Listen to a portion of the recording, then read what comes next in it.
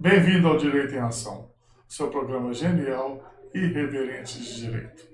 Nós hoje estamos com a Luísa aqui, que a Paula vai apresentar daqui a pouco. Nós vamos falar sobre justiça restaurativa. Não é, Paula? Sejam todos bem-vindos. Nós convidamos hoje Luísa Bernardes. Luísa é diretora do Centro Socioeducativo de Ribeirão das Neves, é assistente social pós-graduada em Administração Pública pela Fundação João Pinheiro e facilitadora da Justiça Restaurativa e Comunicação Não Violenta. Luísa, seja muito bem-vinda, é um prazer te receber.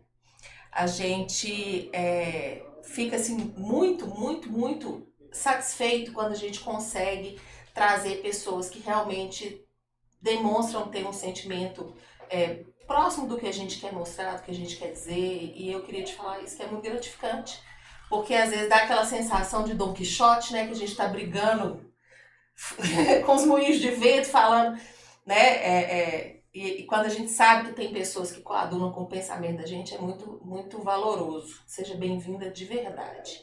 E a Luísa, ela trouxe pra gente um assunto incrível, que é a justiça restaurativa. Pouco conhecida, extremamente valorosa. Quer começar pela parte histórica dela? Eu acho que vale a pena. Legal, né? Vamos? Então vamos lá. Obrigada a todos, né? Assim, em primeiro momento agradecer assim o carinho de vocês em me receber. É muito gostoso falar do que a gente acredita e eu sempre falo isso, assim, que o que eu faço é porque de fato eu acredito. É o que faz meus olhos brilharem. É o que me faz acordar todos os dias para trabalhar, para viver a vida, né? E que me faz ser quem de fato eu sou. Como vocês já me apresentaram, né? Eu sou assistente social por uma afinidade e por acreditar que nas relações nós somos melhores, nós podemos nos conectar aos outros e sermos pessoas melhores e abrir portas, né? E garantir o direito de acesso ao direito que é de todos nós. Então, eu fico muito honrada em estar num espaço para falar de justiça e um espaço em que eu trago uma temática que é a justiça restaurativa. A justiça restaurativa ela já está no Brasil em prática, né, em uso há mais de 20 anos. Ela chega aqui pelo Rio Grande do Sul, lá em Porto Alegre, né, a Associação dos Magistrados de lá, eles começam a difundir a justiça restaurativa com base, especificamente, majoritariamente, aliás, com os processos circulares, que vêm, né, de origem lá dos povos maores. Inclusive é o nome, né, de que a gente tem um trabalho, né, que a gente oferece esse espaço para fazer esses espaços de formação, de falar de paz, falar de conflitos, falar de mediação de conflitos, né, em outros espaços, para além do espaço da justiça. Mas vamos lá. Em 2018 eu faço uma formação de facilitadora de justiça restaurativa, já sendo servidora do Estado, né, da segurança pública, e num espaço em que a violência ela é tão naturalizada, né, a gente consegue dialogar e falar de temas tão sensíveis à humanidade como um todo, né?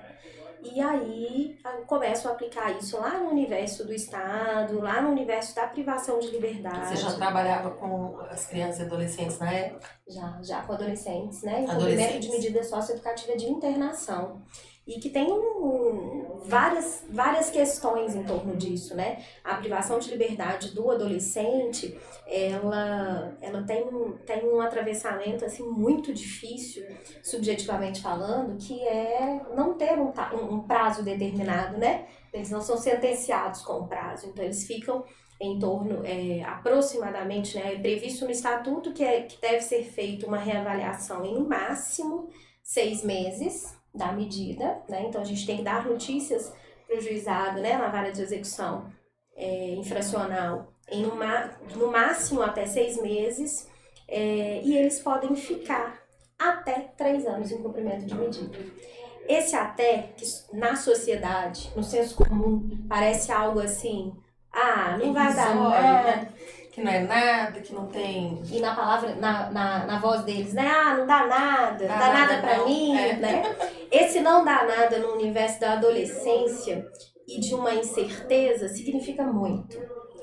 Então, naturalmente, os conflitos, eles surgem, eles acontecem, né?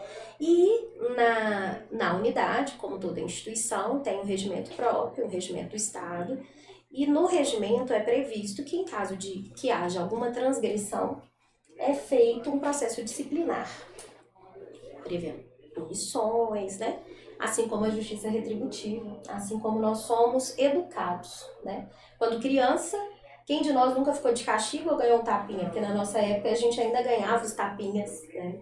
Tapinha deve ser na sua época, na nossa era surra Na mesmo. minha época era chinelada direto. É. Agora, o que eu acho bacana na justiça restaurativa é que é o seguinte, apesar da nossa LEP, a gente já até fez um programa sobre ela, a gente vê que há uma coisificação do preso na LEP, né? Então, os aspectos subjetivos do preso, o sentimento dele, são relegados a uma segunda instância, a uma desumanização do preso, isso é fato. E justamente parece que a proposta da justiça restaurativa é se rehumanizar e tratar os aspectos subjetivos do preso que levaram ele a delinquir. É isso mesmo? Flávio. Exatamente. Que é justamente a reintegração social. Exatamente. Historicamente, né, a metodologia, como eu disse, majoritária da justiça restaurativa no Brasil são os processos circulares. Podem ser uma prática restaurativa, uma mediação, né? Que está dentro Parece desse muito universo. com a mediação, Caminham lado a lado com a mediação. Eu lembro a primeira vez que eu conversei com o Marcilei sobre... Marcilei é um advogado nosso conhecido, né? Primeira vez que eu conversei com o Marcilei, que é marido da Luísa, a gente teve essa discussão. Porque ele falou comigo sobre a justiça restaurativa e eu falei, isso para mim chama mediação. Eu estudei isso tem 200 anos, você não está inovando. Foi exatamente a discussão que a gente teve. Porque quando ele me relatava do que se tratava, para mim, a gente estava lidando de uma situação de mediação, né? Que é aquela intervenção de você não poder sugestionar, mas você induzir as pessoas a... É isso, mais ou menos isso ou não? Então, os processos circulares, ele vai além. Por quê? Na justiça retributiva, sempre o que se olha é o dano que foi causado. A vítima. Qual o dano que foi causado? Vamos dar um exemplo para a gente conseguir contextualizar? Claro. Por exemplo, no socioeducativo, alguma vivência... Crime análogo a crime contra o patrimônio, por exemplo. Um roubo. Contra o patrimônio vai ficar um pouco mais difícil. Tudo bem, análogo ao roubo. Pensando isso no universo fora do socioeducativo, isso, né? Uhum. Pensando nessa prática profissional. Existem vários relatos. Quando a gente começa a estudar sobre a justiça restaurativa, sobre essa perspectiva mesmo, né? Da vítima. E ali, o que a gente faz no primeiro momento? Então, eu sendo vítima, imediatamente eu aciono, faço boletim de ocorrência. O que se espera socialmente? Espera-se a punição. Que a polícia vai lá, pega o meliante, prenda e te devolve o seu bem. Bate, faz e tal, e que ele vai pagar para ficar por ter descumprido a norma, por ter socialmente ter criado uma onda de desconforto em toda a sociedade. Né? De insegurança. Mas em nenhum momento me foi perguntado, enquanto vítima, o que era a minha intenção. O que você pretende, né? O que você espera? Qual foi o dano a mim aplicado? Porque talvez ele roubou uma carteira que eu nem uso. Não tem nenhuma implicação nisso. Mas seu dano pode ter sido, por exemplo, de ordem moral. Você pode estar morrendo de medo. Talvez eu precisava simplesmente que ele olhasse para mim e visse que eu sou uma cidadã igual a ele, com diversas dificuldades e com sentimentos semelhantes, ou melhor, com sentimentos idênticos ao dele. Talvez não. De fato, não na mesma condição. E num mundo hipotético, porque infelizmente a gente não consegue pensar assim ainda, ele poderia se solidarizar com você e parar de delinquir. Porque se ele soubesse, por exemplo, que aquele dinheiro, vamos pensar numa situação ia pagar o plano de saúde da sua mãe que tá doente. Eu ia pagar o plano de saúde da minha filha, que tem talvez a mesma idade da filha ou irmã dele. e que também passa por uma situação semelhante, o tanto que isso tem um impacto na minha vida.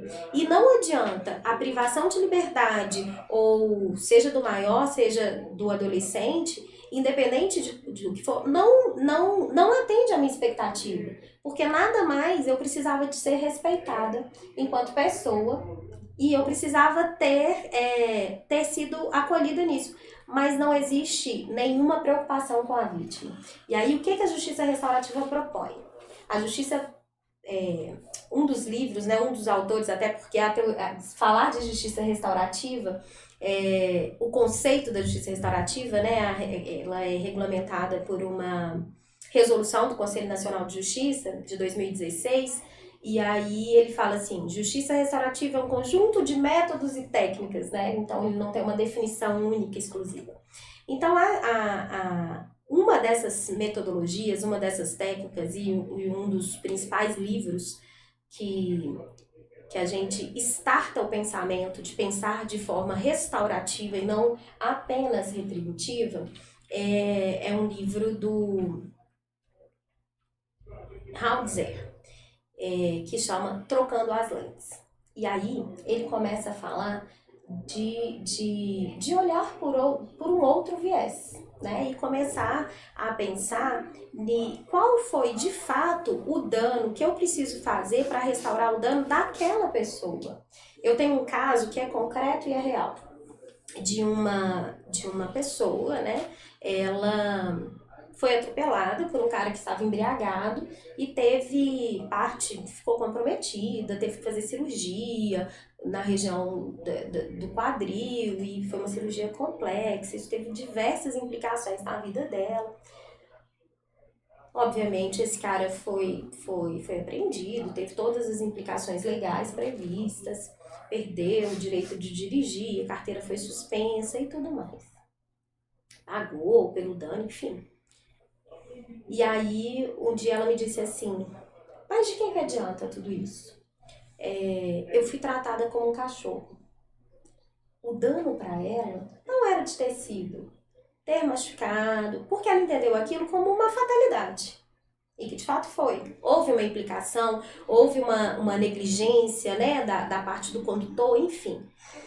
No entendimento dela, enquanto vítima, ela foi tratada como um cachorro. Mas como assim como um cachorro? Ele não te prestou assistência? Você não chamou o SAMU? Enfim, como assim como um cachorro? Não. Eu pegava o ônibus todos os dias no mesmo ponto. No mesmo bairro onde eu moro desde a minha infância. E esse sujeito é um sujeito conhecido meu e de minha família. Então ele sabia onde eu morava. Ele poderia... A única coisa que eu precisava dele é que ele fosse à minha casa e dissesse: fulana, como é que você tá? Ela não queria dinheiro, ela não queria nada. Então todas as ações feitas, obviamente, a organização social precisam de normas, precisam de regras, não foram suficientes para atender a necessidade dela. Tudo isso, para ela, não teve a implicação que socialmente esperava-se, que foi, mas que mais que você quer? O cara já perdeu a carteira, então eu só queria que ele me perguntasse como eu estou. E talvez esse cara tinha de fato esse desejo, não sei, aí... mas é possível que ele quisesse. Tinha esse desejo, mas você estava envergonhado. Às vezes não, às vezes com medo das consequências, às vezes com medo de ser repelido pela família, ou de ser maltratado, hostilizado, ele não foi.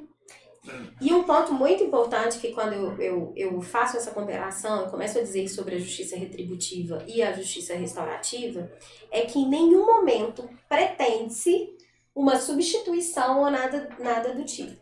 Por exemplo, no universo da socioeducação, nós podemos fazer a comissão disciplinar, que é prevista em regimento, e ele tenha uma penalidade mais uma indicação para uma prática restaurativa. Ou talvez que ele tenha simplesmente uma substituição. Tá, Luísa, mas e se for uma situação, por exemplo, né, ali do contato direto, um conflito entre os adolescentes, por exemplo, entre a equipe de segurança, e se o outro adolescente não quiser? Não acontece, porque um dos princípios estabelecidos é a voluntariedade. Isso é explicado, né, para as equipes, assim, para as partes. Aí você tocou num ponto da justiça restaurativa que, para ser aplicada, você precisa de uma justiça efetiva realmente. Talvez na parte criminal tudo bem, mas, por exemplo, na parte civil. Determinados ramos da parte civil, onde não funciona o princípio da verdade real, que a gente tem grandes conglomerados, começar pelos entes públicos, que ganham na má-fé, isso tem que mudar a estrutura da justiça, porque você tem que querer fazer direito, fazer o exercício regular do direito das pessoas. Né? Nós temos aí empresas no ramo de seguro, no ramo de banco, no ramo de telefonia, que as violam sistematicamente e não tem interesse de se adequar. Né? Então, o que você falou, para você ter uma justiça restaurativa, você tem que ter primeiro a boa-fé, a boa-fé das duas partes. Das partes, né? Isso é um detalhe importante para a justiça, inclusive numa possível reforma do Poder Judiciário, que já está precisando há muito tempo para legitimar a própria justiça. Não é nenhuma crítica a nenhum juiz específico, não, mas ao sistema como um todo. Nós precisamos da justiça que seja isso, que trate as pessoas, tenham o sentimento de, não, justiça foi feita dentro do possível, mas houve o esforço da outra parte para me... Mas aí é que tá. O esforço da outra parte, para a gente conseguir, acho que nós temos que evoluir uns 500 anos. Porque a gente vê, por exemplo, juizado especial. Contra vamos colocar as empresas de telefonia, as seguradoras, essas grandes. Você vai para uma audiência de conciliação, onde tinha que ter pelo menos a intenção de se conciliar. Na hora que você chega numa audiência de conciliação, quem está do outro lado, às vezes é um advogado que não sabe nem o que está acontecendo, que não sabe nem por que você está demandando, que veio com uma defesa pronta, igual todas as outras que ele faz, que já é a 20ª audiência dele do dia, e ele não está afim.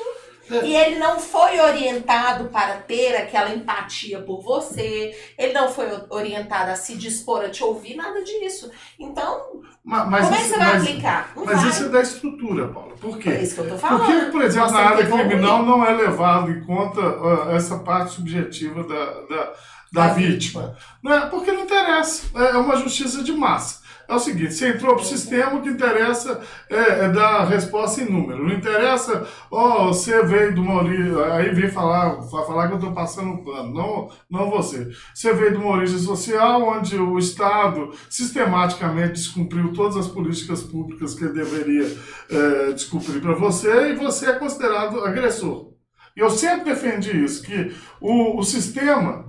Quem defende a violência, quem defende o combate à violência com o sistema do jeito que ele é mais perverso do que a própria violência. Por quê? Porque você cria todo um aparato estatal com estudo de juiz, com estudo de assistente social, com estudo de psicólogo e tal, para que você reduza, você desumanize a pessoa e jogue ele num lugar onde ele é desconstruído enquanto identidade humana. Então, eu falo isso pelas pessoas que defendem que o preso deve ser retirado todos os direitos. Você desumaniza o preso. Então, você vai estar sendo tão perverso quanto a pessoa que descumpre a lei. Quando o crime hediondo, às vezes, que ele cumpriu, que ele praticou. Não é? Então, é isso que essa humanização da justiça, esse método que a Luísa está falando, é justamente uma perspectiva de mudança de comportamento e de reintegração do infrator. Não é? Porque é o que eu ia te perguntar próximo. Né? Para maiores de idade, já existe alguma iniciativa? Então, é isso que eu ia continuar te dizendo. Primeiro, concordando, né? Tem um livro maravilhoso que chama O Princípio da Não Violência. E ele trata exatamente disso. Como nós, em nome de uma sociedade, de um bem-estar, de uma sociedade moral, com os princípios e valores por nós estabelecidos socialmente, somos violentos. como nós validamos a violência em determinados espaços para determinados públicos. De fato, desumanizando o outro, né? E então, validando, né, isso, corroborando com esse pensamento que você traz. Mas, como no maior, né, existe aqui, ainda é muito pouco difundido isso em âmbito prisional. Não posso dizer com tanta propriedade, porque não é onde eu estou atuando Mas a gente diretamente. pode, porque a gente não vê. Mas eu imagino que não seja. Até porque eu trabalho num sócio educativo. Nossa, Você como consegue fazer lá? difícil Não dizer, consigo, mas como é difícil dizer para as pessoas do meu grupo de convivência, amigos, dizer que eu trabalho naquele espaço. E pelo fato da minha formação de ser assistente social, o quão é desrespeitado, sabe, o nosso trabalho, assim, que é exatamente por que isso cabe e a gente consegue fazer no sócio. Porque o sócio, a política da socioeducação, ainda que no desenho, mas eu não posso dizer, porque eu falo com propriedade, né, que o socioeducativo lá em Ribeirão das Neves, que é onde eu represento, é a instituição em que eu estou, eu consigo dizer com propriedade que nós conseguimos executar muito próximo do que de fato a política prevê. Então a política é organizada na socioeducação, prevendo os eixos, né, metodológicos que devem ser executados, como escola, profissionalização, o eixo família, para onde ele vai voltar, como é que é a ameaça territorial, né, as relações, o ato e trajetória infracional, pensando num sentido de responsabilização. Mas para isso eu preciso ver quem está diante de mim. Eu costumo dizer de forma, sendo eu mesma, né, que é o lugar onde eu mais posso exercer a minha humanidade. Porque ali eu preciso olhar com alguém semelhante a mim. Porque se eu não olhar para aquele e pensar no semelhante a mim, eu não consigo fazer nada. Você sabe que eu fui falar isso aqui, tô tomando xingo Já até tô vendo hoje, até os sabe? haters do Porque programa. você não acredita, tem o quê? Um mês, Davi? Falando assim, leva um pra sua casa. Eles estão me execrando. Não, é porque... Mandou eu levar pra minha casa, mandou eu abraçar e levar pra mim. Na verdade, mas o julgamento ele faz parte. Não, eu não importo. Mas você sabe o que é? Respeito. A gente fala, e eu tenho vários amigos policiais que, a hora que eu falo de direitos humanos, disso pra eles o discurso é esse. Porque você não conhece bandido? Eu conheço. Mas eu defendo o aparato pelo seguinte, que eu não quero que os operadores do aparato se nivelem às pessoas que praticam as atrocidades. Porque se a gente, do lado institucional, se nivelar e praticar as mesmas atrocidades, vai ser só uma disputa de poder.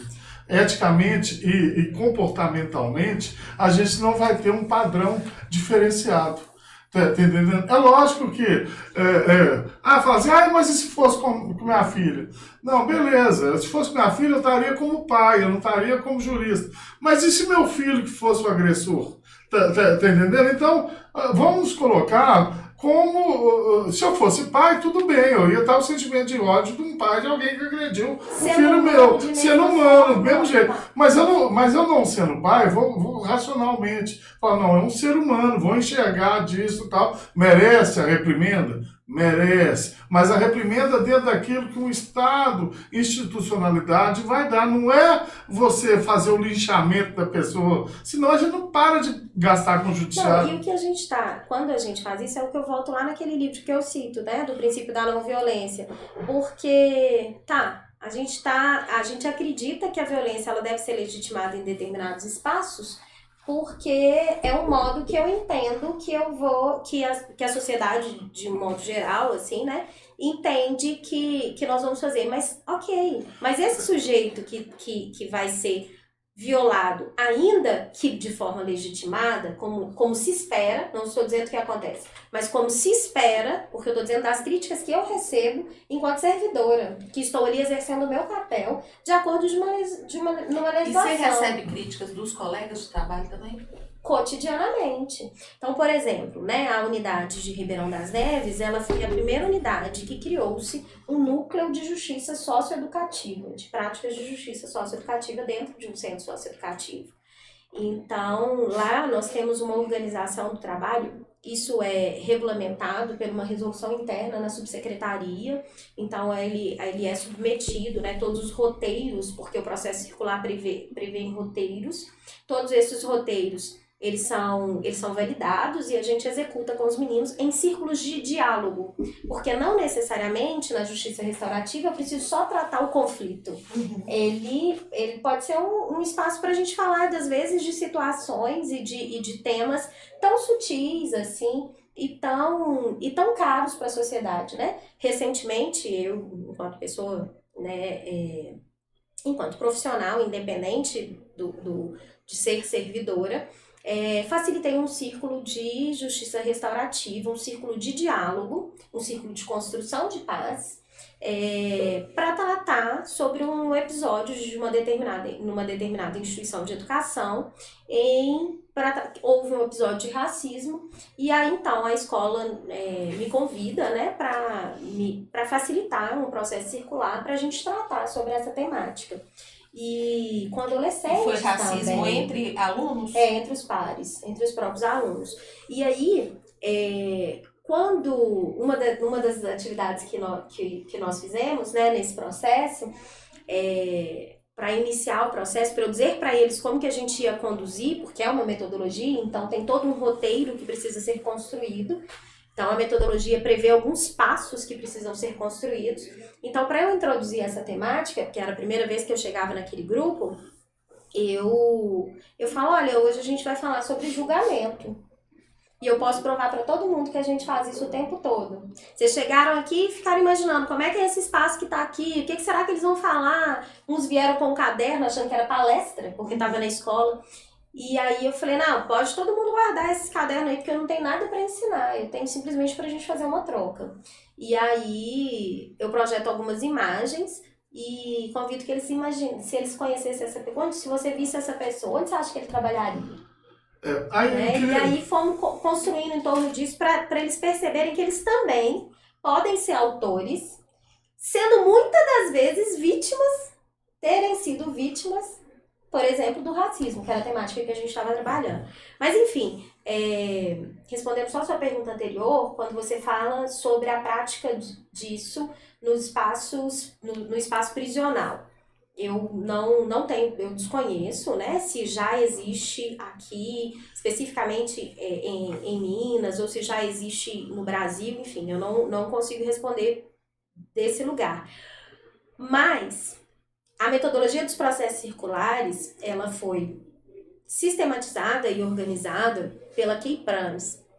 Ela é uma pessoa fantástica. Ela esteve no Brasil ano passado e volta agora. Ela vai estar no Rio Grande do Sul, porque eles estão, inclusive, Rio Grande do Sul, que sai à frente na justiça restaurativa, tem usado os processos circulares para o fortalecimento dos vínculos daquela comunidade que sofreram tanto com as tragédias, né? Então, eles estão fazendo, inclusive, eu sou voluntária, eu facilito esse círculo à distância lá. Eles estão fazendo isso para fortalecimento daquela comunidade, para uma reorganização do Estado, né, como um todo ali. Então eles usam a metodologia dos processos circulares. Então a Kay Pranes, ela vem agora no Brasil, ela vai estar em setembro, lá só vai ficar no Sul, mas ano passado ela veio inclusive a Belo Horizonte. Eu estive presente, fiz o workshop com ela, e ela é formada em matemática. Então, pensa, no dia ela falou assim, vocês acham que qual que é a minha formação? Que eu sou psicóloga, que eu sou assistente social? Tudo, menos, matemática. E ela é formada em matemática. E aí, trazendo, né, ela fez uma imersão lá nos povos neozelandeses, lá dos povos maoris. E aí ela começa a dizer e estrutura isso enquanto uma metodologia, porque lá, ao invés de segregar quem descumpre um combinado, eles trazem esse sujeito para o grupo com uma intenção de reconectar os valores. E aí, A Kay Pranes, ela tem um laboratório em Minnesota, né, que é onde ela mora e onde ela atua, nos presídios. Inclusive, ela tem uma preferência por trabalhar em presídios. E lá, ela faz, né, ela aplica e ela inclusive faz uma formação, ela defende que qualquer pessoa, desde que preparada e compreenda a metodologia, ela pode ser um facilitador de processo restaurativo. Independe de uma formação de nível superior, desde que seja uma pessoa aberta e capacitada nos processos circulares, ela pode fazer esse trabalho. Que também se assemelha muito com a proposta os conciliadores, dos né? Os conciliadores. primeiros conciliadores que o Tribunal de Justiça tinha essa característica.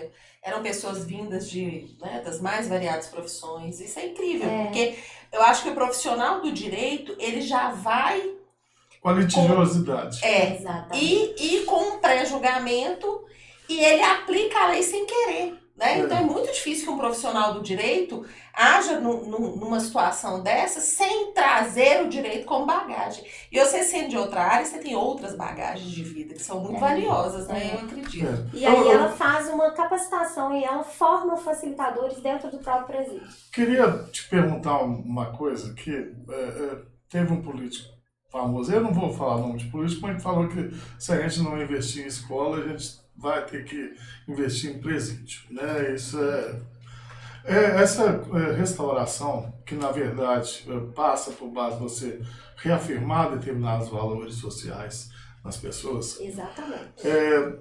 Passa pela escola, que a escola, muita gente acha que a escola está lá para ensinar português, matemática, não é. A escola está lá para socializar as crianças, que é justamente você se colocar no papel do outro, você estabelecer limites de convivência, saber como é que é.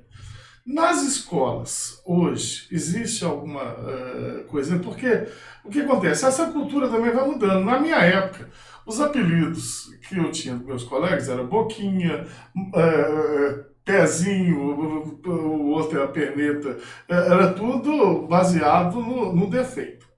E outra coisa, a comunicação não violenta também, nós temos o valor da violência estrutural no nosso país. Por quê? Porque quando a gente vai estudando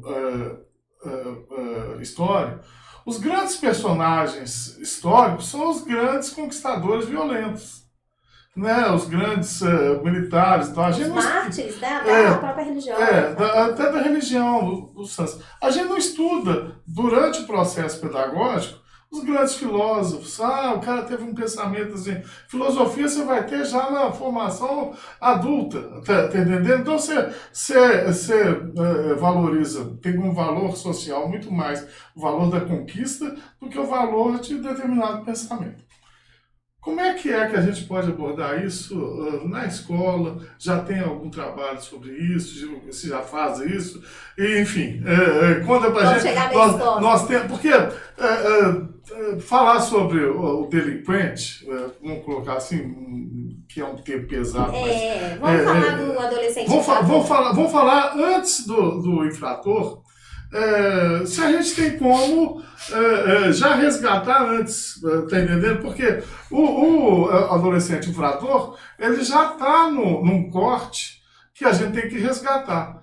Agora, tem outros que estão quase lá, mas que a gente já pode resgatar na escola. Como é que funciona? Então, a escola como socializadora, como fonte de resgate de valores sociais, e não como fonte de doutrinação, pelo amor de Deus, que tem gente que confunde bem-estar social com doutrinação. Não é nada de esquerda nem nada de direita, não, tá? Por favor, haters. Não é nada falando de sexualidade, nem nada, é de valores sociais. O que é? O que a gente espera de um menino hoje para ser um grande brasileiro e tal? Quais são os valores? Que é isso que a gente quer da escola, né? Exatamente. Então eu vou começar te respondendo com uma frase do autor do livro da Comunicação Não Violenta, né?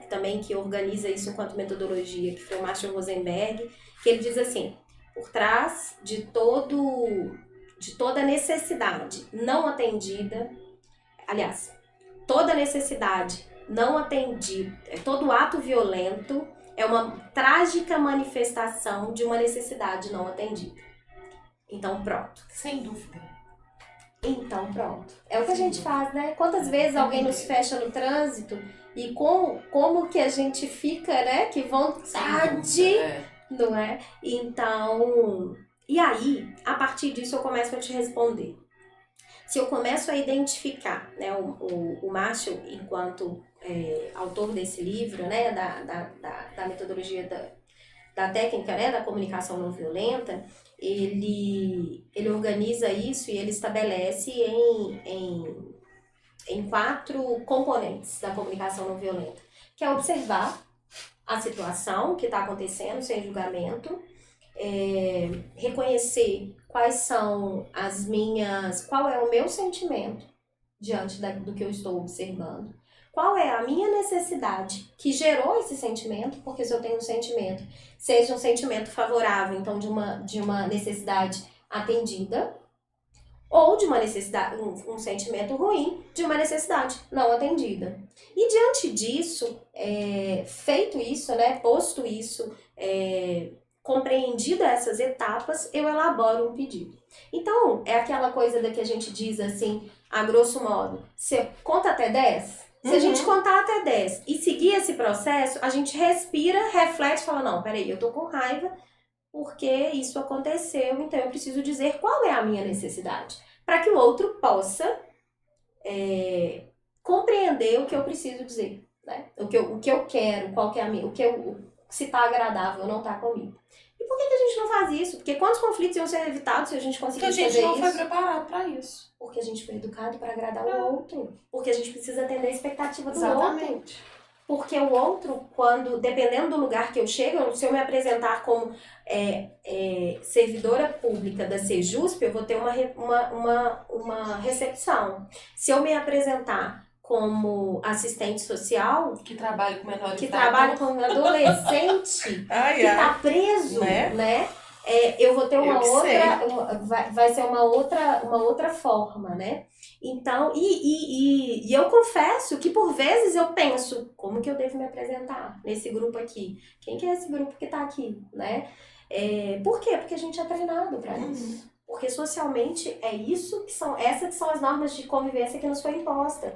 Então, se a gente busca uma manifestação de dizer, não, peraí, a gente precisa entender que não é bem assim, ok, se você não entende dessa forma, tá tudo bem, mas por que tantos ataques, como vocês estão dizendo, né? Por que tantos ataques? Porque eu não falei o que você quer ouvir? Porque eu não estive de acordo com a sua forma de pensar? Mas aquela pessoa que tá te atacando também, ela já teve um processo que ela passou, talvez tenha colocado ela nesse lugar, também não foi à toa, né? E aí, a gente também, eu tenho muito essa coisa desse olhar, assim, tanto que na hora que vem as manifestações, eu acho bacana, eu falo que legal que a pessoa tá tendo como dizer isso, né? Talvez seja um sentimento que ela tem desagradável, talvez ela tenha passado por alguma situação desagradável. Mas o sentimento não é pra Paula. O sentimento é alguma coisa que é dele. O sentimento dele, é meu. Exato. O sentimento é meu, não é do outro, né? Então, reconhecer e um autoconhecimento mesmo, assim, nada mais é do que isso, a comunicação não violenta, a teoria. É um processo de autoconhecimento. No ambiente escolar, no ano de 2023, né, que nós fomos atormentados, eu sou mãe, fomos atormentados com aqueles discursos, com as tristes manifestações violentas no ambiente escolar, né?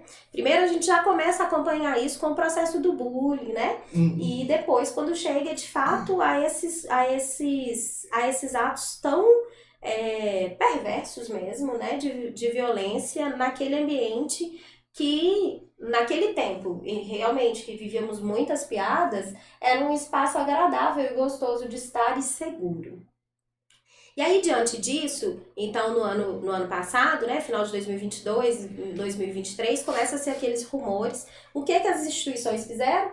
Prontamente se armaram, né, armaram entre aspas. Eles contrataram, então, pensa no ambiente escolar, né, nas escolas públicas, né, foram serviços, os guardas municipais, viaturas da própria polícia, foram acionados para estarem por perto, que ok, é realmente ótimo, né? As escolas privadas contrataram seguranças privados, né? e para ir tentando garantir aquele espaço que, claro, e obviamente nós precisamos dessa segurança de fato, né? E nós precisamos mesmo, eu enquanto mãe, enquanto cidadã, eu preciso da presença e dessa sensação de segurança que o setor de segurança pública nos oferece. Não estou em nenhum momento diminuindo esse fazer, não é isso. Mas eu estou contextualizando que diante desse cenário, no primeiro momento foi isso que se pensou. E aí, o MEC, no ano de 2023, ele fez eles definiram o ano de 2023 como o ano da justiça restaurativa nas escolas. Houve, inclusive, diversos incentivos financeiros, desde do governo federal, inclusive, para programas, né, nas escolas sobre cultura de paz socioemocional, né? Então os novos currículos, a nova base curricular prevê essas disciplinas também, né? Dessa convivência, porque é isso, a gente está no nível, a gente para falar de guerra, de violência, de tráfico, de não sei o quê, mas a gente não para falar dos nossos sentimentos. De harmonia, de como você viver em harmonia com seu vizinho, com seu colega, que é difícil. E controlar, não é controlar de guardar pra minha emoção, mas assim, canalizar isso, reconhecer o que é vivo em mim, né? Isso que o Marshall fala, né? O que é vivo em mim e qual o problema de eu manifestar o que é vivo em mim, mas desde que não seja de uma forma violenta. Então, se a gente conseguir difundir disso, falar disso, né? E aí, então, em Belo Horizonte especificamente, né, na capital, existe um termo de cooperação técnica em que as escolas municipais de Belo Horizonte já estão passando há algum tempo pela formação. E essa formação, inclusive, é ofertada pela EGF, né, pela Escola do Judiciário, e pelo Ministério Público. Da formação dos servidores, para que eles possam lançar mão dessa metodologia para tratar, para mediar, para conversar, para trabalhar as emoções ali naquele espaço escolar. Isso no município de Belo Horizonte. Quando eu começo a falar disso em outros espaços, eu entendia que para mim, já que em Belo Horizonte, né, que no município já estava estabelecido, isso tá tão redondinho e tão legal e tão bacana e tá acontecendo. Tá todo mundo aí fazendo, tendo cursos, né, inclusive foi dentro desse programa e que eu faço a minha capacitação, né, eu já servidora do socioeducativo, que eu faço a minha capacitação, que inclusive foi na EGF, né, e aí, quando a gente começa a entender, né, tá acontecendo, tá fluindo, estão tendo já algumas práticas acontecendo aí nas escolas, né, mas ainda é muito inicial. Agora eu preciso saber uma coisa. E a gente tá falando de Belo Horizonte. Aí, ó, eu trabalho lá em Ribeirão das Neves, aí você chega em Ribeirão das Neves, estavam conversando sobre outros assuntos, inclusive com a educação de lá. E aí, quando eu falo de justiça restaurativa, olha, justiça restaurativa. Né? Então, assim, e aí eu chego em outros municípios e às vezes eu começo a falar porque é algo que eu acredito. Né? Não é uma panaceia, não é a solução de todos os problemas da humanidade. Mas eu acho que é um dos casos que a gente precisa lançar mão. Mas é um caminho, uma luz. É um caminho. Pois é, e aí eu te pergunto o seguinte, hoje, Belo Horizonte, aqui hoje, eu sou advogada, eu tenho um caso que eu acredito que a solução seja a justiça restaurativa. Eu tenho como buscar isso? Dentro do sistema que a gente tem hoje em Belo Horizonte ou em Minas Gerais? Na vara infracional, eu consigo te falar com certeza que tem. Tá. No âmbito da violência contra a mulher, já se fala, mas se existe um setor específico de pessoas lá específicas, eu já não consigo Olha te o que dizer. aconteceu hoje, como é que são as coisas, né? Eu vim pra cá, eu tava no tribunal fazendo uma audiência, peguei um Uber pra vir embora, conversando com ele falou comigo o seguinte, que ele tá tomando muito golpe do Pix, que a pessoa faz o Pix pra ele e depois a pessoa cancela o Pix.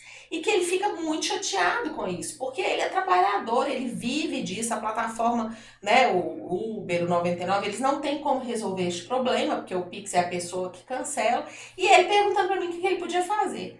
E é muito desagradável, porque ele falou comigo que são Pix de R$18, R$25, e aí o nosso sistema ele não lida muito bem com isso. Porque como que você vai pegar, por exemplo, um crime de estelionato e movimentar todo o sistema para julgar uma pessoa que fez um Pix de R$ 18? Né? Cai na bagatela, cai no... Pois é, mas é justamente isso, porque é o patrimonialismo do nosso sistema que acha que o trabalhador que perde R$ 20 Justamente. não vale nada para a justiça. Mas aí, por que eu estou dando esse exemplo? Porque a questão dele não é os R$ 18. A questão dele é a sacanagem que fizeram com ele, que levou a moça não sei aonde, altas horas da noite, e ela, R$ 18, deu o cano nele. Entendeu? E aí, na hora que você estava relatando, eu falei, gente, é exatamente o que o rapaz queria. Que a mulher falasse, não, desculpa, então, vou te pagar aqui. Aí seria a não faço justiça, de novo, né? seria a justiça restaurativa dela, Mas não se era dar conta maravilhoso? da realidade social que Sim. ela está dando cano no trabalhador. Exato. Teria também a justiça restaurativa do judiciário se dar conta de que ele não prestando o papel dele, ele está prejudicando os trabalhadores. Porque se fosse a Uber que tivesse lá, que tivesse com a ação de 1 milhão, 2 milhões, aí já está cheio de desembargador querendo resolver o problema. Mas é R$ 20, esse trabalhador não tem. Olha para você ver outro exemplo. Eu fui estagiária na 5ª Vara Civil, isso tem mais de 20 anos, aqui em Belo Horizonte. E aí uma pessoa executou vários cheques e na época era processo de papel ainda, né? Então os cheques vinham colados no processo.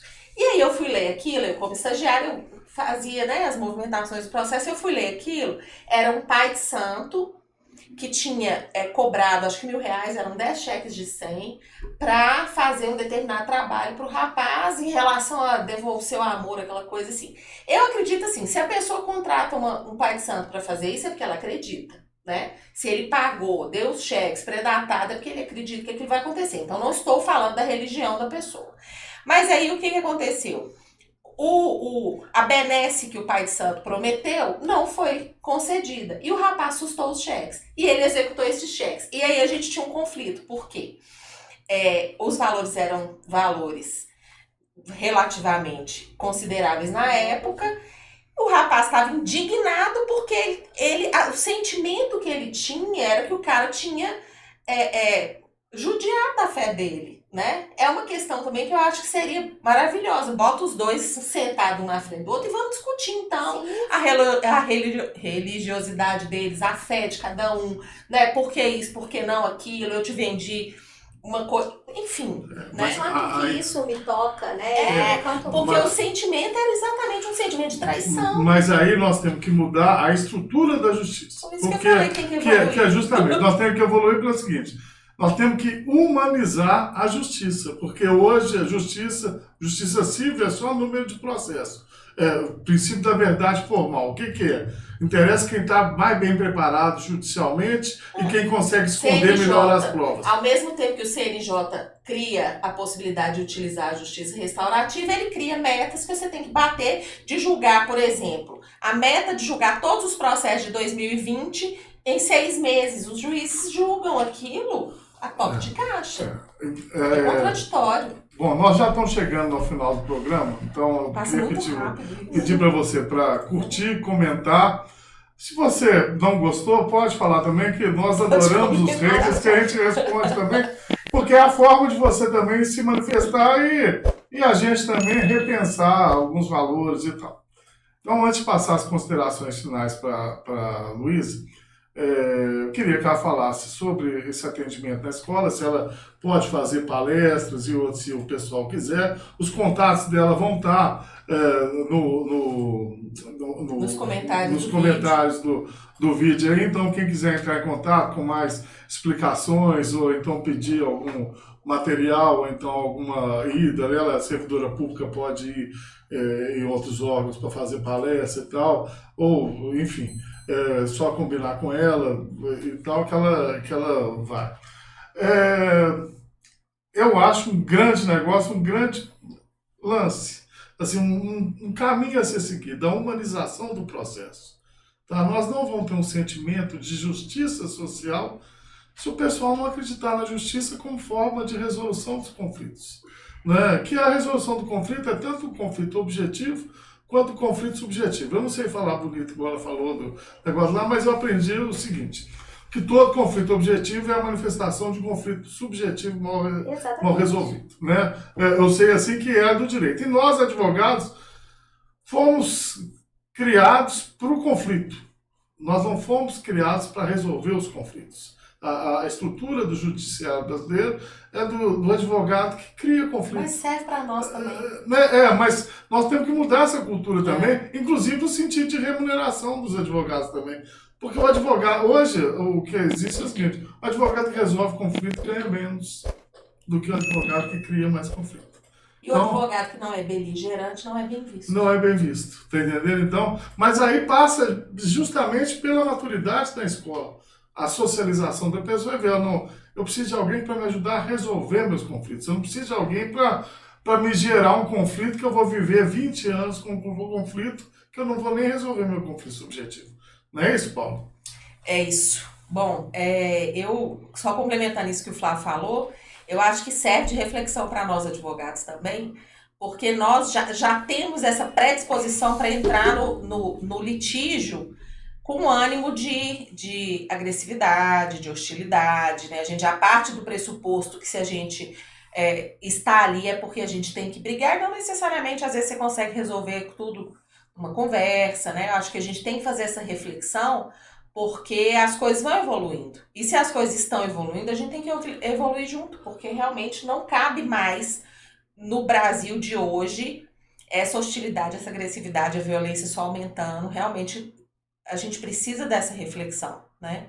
Luísa, eu adorei te conhecer, foi um prazer. Seja bem-vinda sempre, volte sempre, viu? Muito obrigada. Obrigada por foi muito acolhida, né?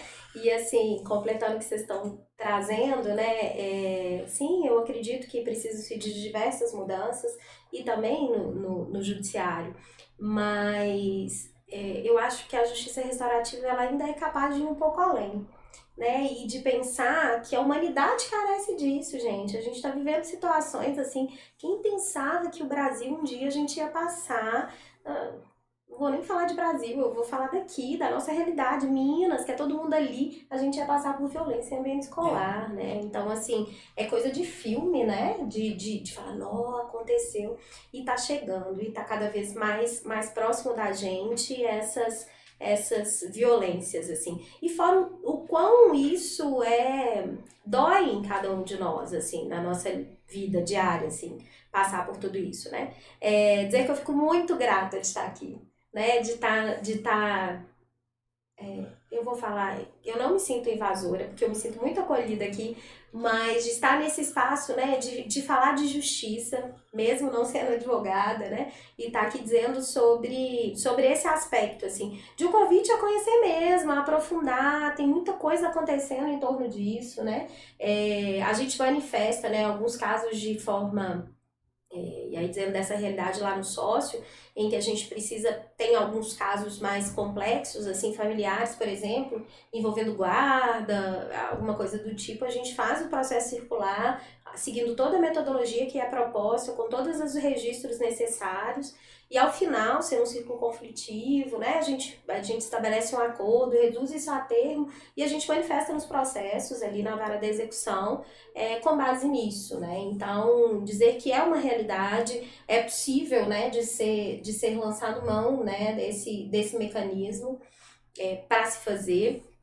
Acho que a gente tem caminhado a passos largos e principalmente em Belo Horizonte, a comarca de Belo Horizonte, isso é bem forte, né, já, assim, de fazer algumas provocações mesmo, assim, né, e pensando isso no todo, nesse universo que a gente está. Eu estou aberta, né, eu trabalho, além de ser servidora e de estar trabalhando, eu tenho... também eu levo isso para outros espaços, como eu disse, né? Podem me convidar, a gente tem uma página para falar disso, sobre esses processos circulares, sobre a comunicação não violenta. E os olhinhos dela brilham mesmo, de verdade. Brilha porque é de coração mesmo. Obrigada. Tá? Obrigadão, gente. Ai, fiquei muito à vontade.